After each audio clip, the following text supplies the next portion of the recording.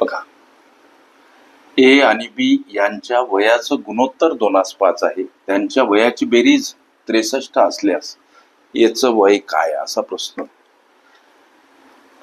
सोडवायचा कसा सर लेकरांनो? ए आणि बी प्रश्नामध्ये हे दर्शवलेले हे दोन व्यक्ती यांच्या वयाच्या गुणोत्तराची संकल्पना कशी आहे? यांचं वयाचं गुणोत्तर 2:5 अशा प्रमाणात आहे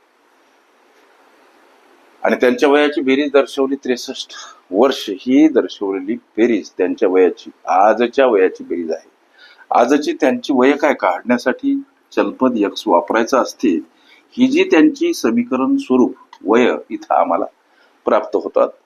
या समीकरण स्वरूप वयाची बेरीज किती आहे, म्हणजेच आजची प्रश्नामध्ये दर्शवलेली वयाची बेरीज 63 वर्ष.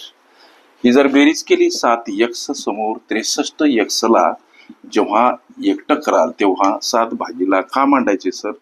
संख्या परस्पर विरुद्ध बाजूने जाताना एखाद्या पदासोबत गुणिला असेल, भागीला असेल, गुणिला अंशस्थानी असेल, छेदस्थानी असेल, अंशस्थानी मांडा. हे गणितीय गुणधर्म पक्के लक्षात ठेवा. आता 7 9 63 हे 9 प्राप्त झालेलं उत्तर वर्षामध्ये का? तर हे त्यांच्या वयाची बेरीज वर्षामध्ये आहे. याचं वय काय बाबा? इथं दोघांची वय काढता येतील. प्राप्त झाल्या एक्सची किंमत इथं एक्सच्या ठिकाणी मांडा. एक्स 2 सोबत गुणिला 18 वर्ष. ही आजचे याचं आजचं वय किती? 18 वर्ष. एखाद्या वेळेस याचं काढायचं झालं तर 5 गुणिला एक्सची किंमत किती हो? 9 आहे. 9 45 वर्ष हे वय आहे पीचं. ही जर बेरीज केली 18 आणि 45 तर 63 वर्ष हे उत्तर आम्हाला प्राप्त होते. पडताळा योग्य ठरतो. प्रश्नामध्ये याचं वय विचारलं. याचं वय 18 वर्ष हे तुमच्या विचारल्या प्रश्नाचं लेकरांनो उत्तर. ओके.